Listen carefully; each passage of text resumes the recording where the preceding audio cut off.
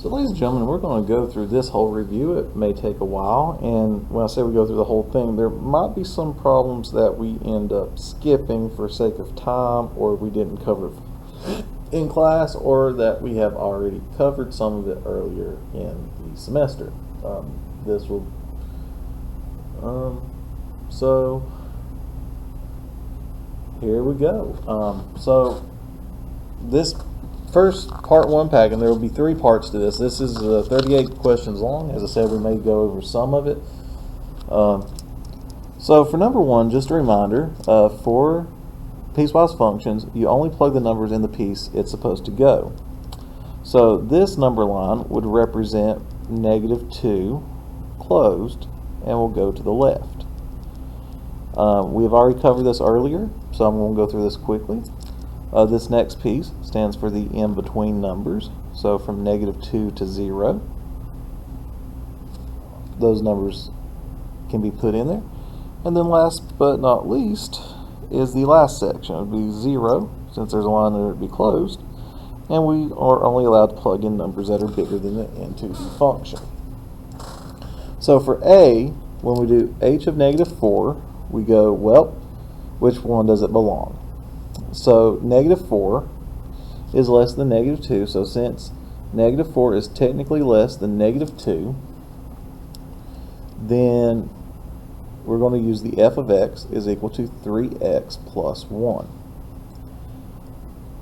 Therefore, at h of -4, I should have used h here instead of f, but that's small potatoes. So h of -4 would equal 3 times -4 plus 1. This would give us -12 plus 1, which would equal -11, and that would be our final answer. So to do a question like B over here, and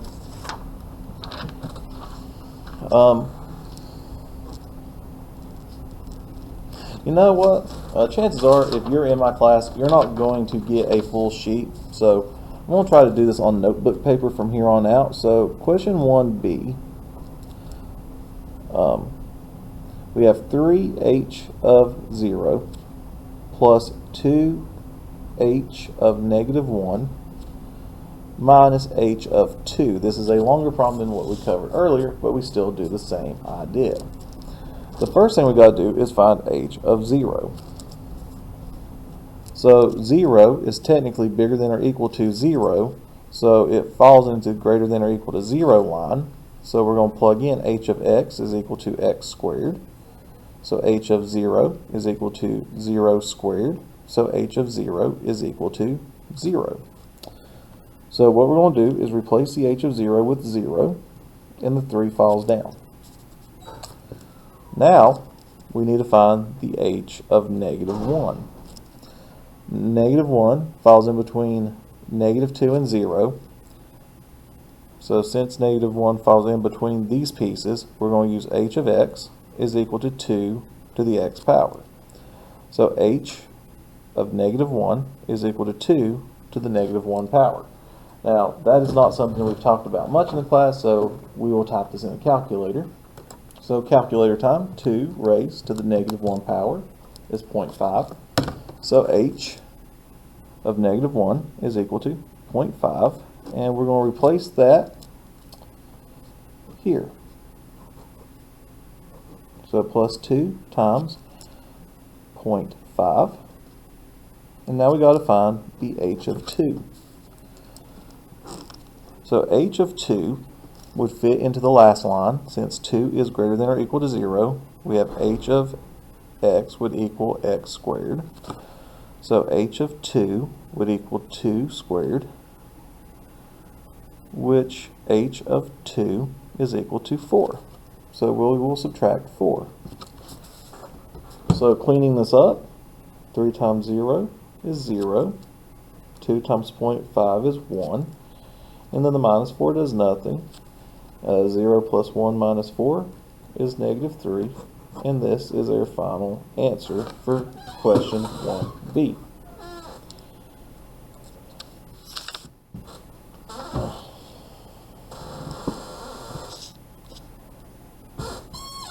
so the squeaking of this chair is annoying. So let's look at 2. It's a word problem. A cell phone company sells its monthly data plans according to the following function, with f of x representing the total prices and x representing the number of gigabytes used. So there's our function. So if a customer uses 3 gigabytes of data, how much will they pay? Well, let's talk about this. The first number line would be between 0 and 3, closed circle to closed circle. And since 3 is in this list, we will use this function. So we'll use the f of x equals 19.95 plus 60 x. So we're going to use 19.95 times 3 plus 60 because that's the number we're plugging in for x. So we will do 19.95 times 3 plus 60, and it'd be $119.85. So if someone used 3 gigabytes, this not so good cell plan from probably 10 years ago, this is how much the person would pay. So moving on to a different type of problem, graph the following function, and we're going to identify the zeros. So I will, for sake of ease, over here, we are going to graph the function, and I'm going to sketch a graph of this using Desmos. So this is the graph if we type it in Desmos. So we do get this graph here, and I'm going to actually sketch some important pieces because some of the stuff we have not talked about in a very long time. So this graph does look something like this. And some important points on this graph is -4, 0. Another important point is -3.12, comma 4.061. Another important point is this point here, -2, 0. Another important point is this -0.214, comma -8.209. And the other last good point is 1, 0. So I don't think we'll need the Desmos picture for the rest of this. So identify the zeros. The zeros are where they cross the x-axis. So as we look at this, the places where it crosses the x-axis is at -4, -2, and 1. -4, 2, and 1. So in behavior is, as we're looking at the graph, this direction is your negative infinity, and going to the right is your positive infinity. So in behavior talks about as x is going to negative infinity and x is going to positive infinity. So think of this as your left and think of this as your right. And you're asking which way does the y values go.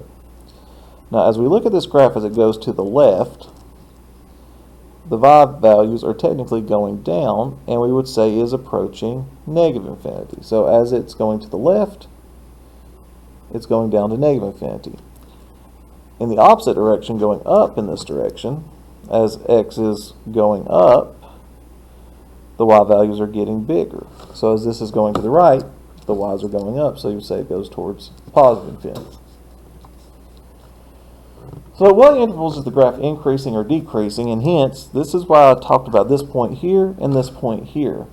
So I don't think we covered this much in class, so I'm trying to pray that this may stick. So we're going to talk about increasing and we're going to talk about decreasing as two separate entities. So this to the far left is negative infinity, and it keeps getting bigger and bigger until you get to -3.12. From this piece, negative infinity to -3.12, the graph is going up. So we would say from negative infinity to -3.12 that it's increasing. Then on this next notion, the graph is going down. So between -3.12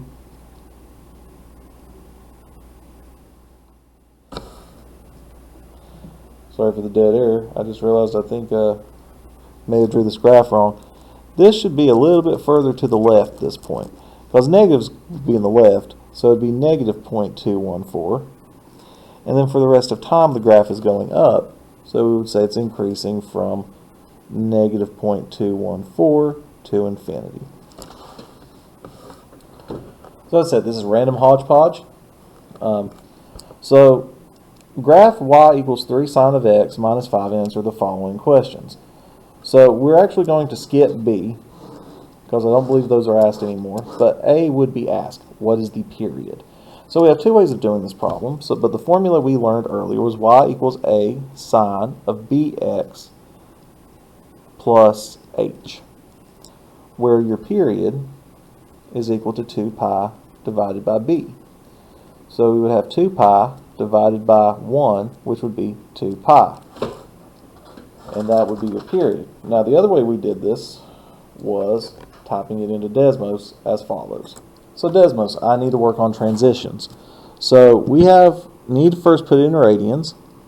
And the first thing we have is 3 sine of x. So y equals 3.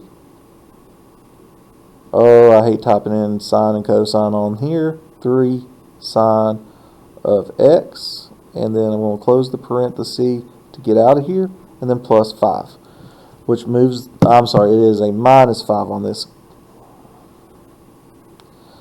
So the graph has moved down 1, and the full period would end here, but we can't hardly figure out what this point is here. So what we talked about earlier in class and earlier videos is the midline shift is negative 5, so in another line I'll put y equals negative 5. So now, the end of that first period, we start here, move up and down until we get to here, and the end of that is the 2 pi. That was another way we could do this problem. So anyway, 12 minutes has passed. We're through 4 problems, just 34 more to go, possibly. Yay, fun times. Okay, so the next question we're going to cover is discover any continuities. And pretty much discontinuities are any asymptotes or holes you see on a graph. We will graph this in Desmos, and we will discuss more about what constitutes an asymptote and what constitutes a hole. Actually, come to think about it,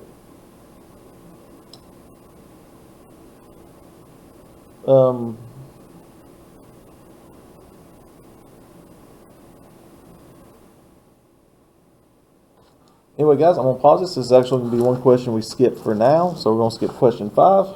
I need to go talk to somebody.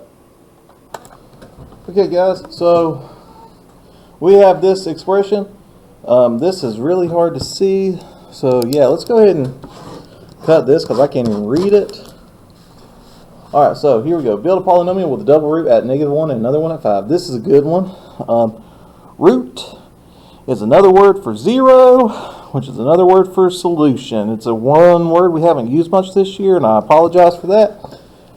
But it's pretty much, so we have a double root at -2. So a double root means this 0 happens twice. So maybe we have a -2 and a -2 as a root, and we have another root at +5. So earlier we talked about pretty much if x minus h is a factor, then x equals h is a 0. So it works backwards the other way. So if I was showing all the steps as this as a factor, we would have f of x, and since it was a +5, we do x minus 5. The factor is the reverse sign. So if it's a -2, we would end up with a +2. And then this would also be a +2 since it is a double 0.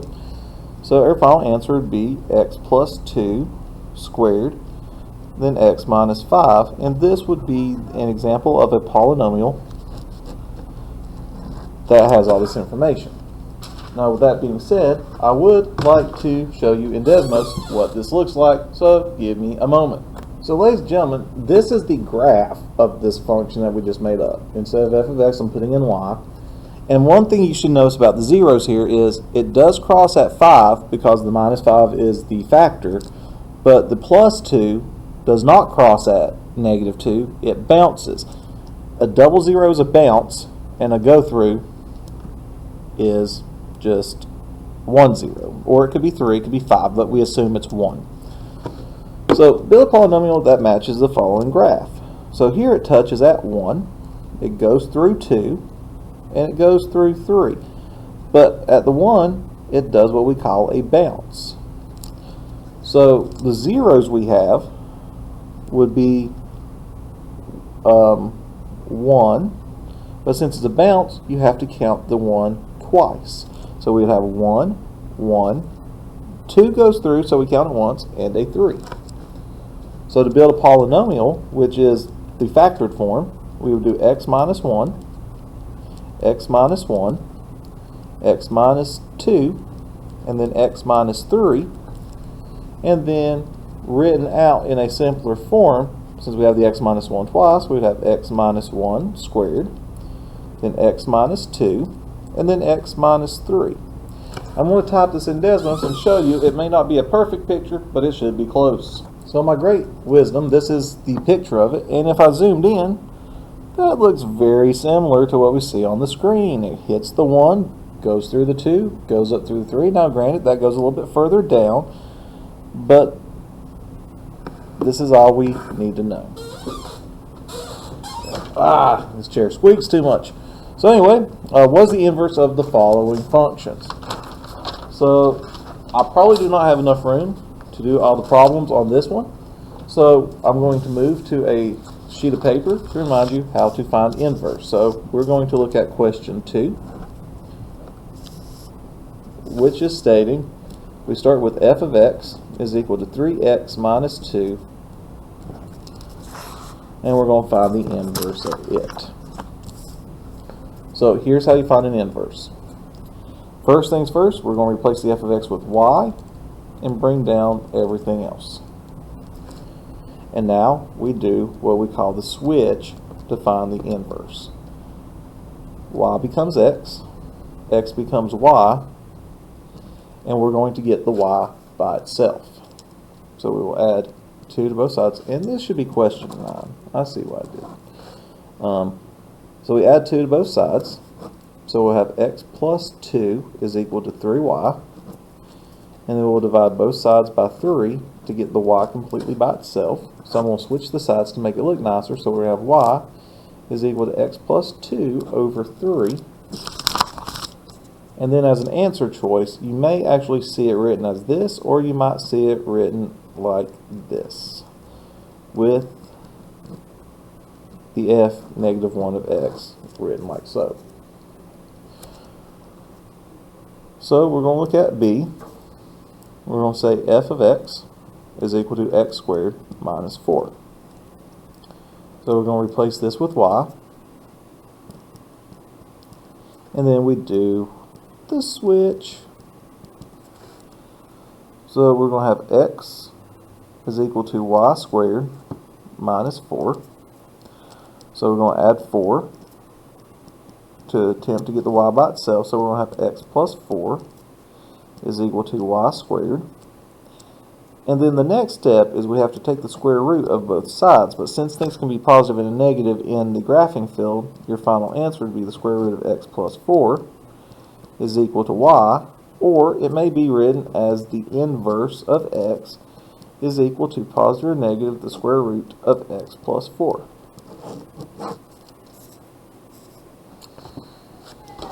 And then C, we have f of x is equal to 3 to the x plus 4. So we're going to replace the f of x with y, and then do what we call the switch. So we're going to have x is equal to 3 to the y plus 4. We got to get the y by itself, but we can't do anything with it yet, so we got to subtract 4 from both sides. So we're going to have x minus 4 is equal to 3 to the y. And the issue now is remembering the opposite of an exponent is a log. So to get the y by itself, we're going to have log with a base of 3. Put whatever's on the other side, which is their x minus 4, And then what's up here will go by itself. So the final answer you may see on the exam, if it's not y, will be this weird little log. And that's our answer. So we are 2 pages down. We are through question 9. And we have at most 20 more to go. So we're going to skip 10 for now.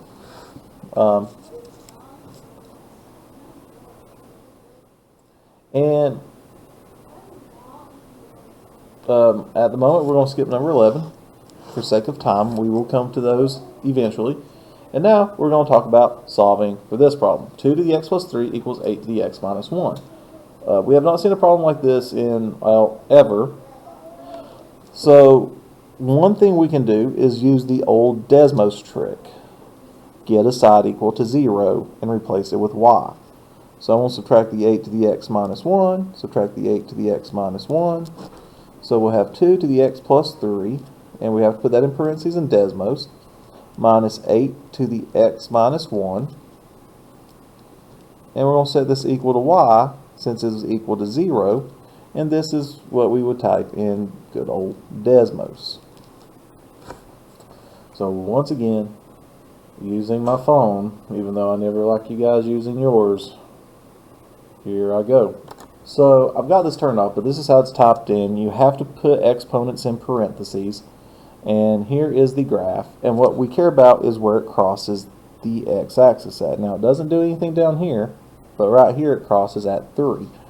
So since our graph looks something funny, like we go to here and then to here, and here's the answer at 3, 0, our final answer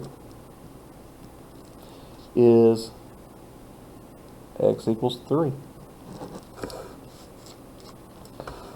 So I'm going to stop this video because now we're going to switch to something completely different with circles. So I'm not saying this is even the halfway point, this is just the first part.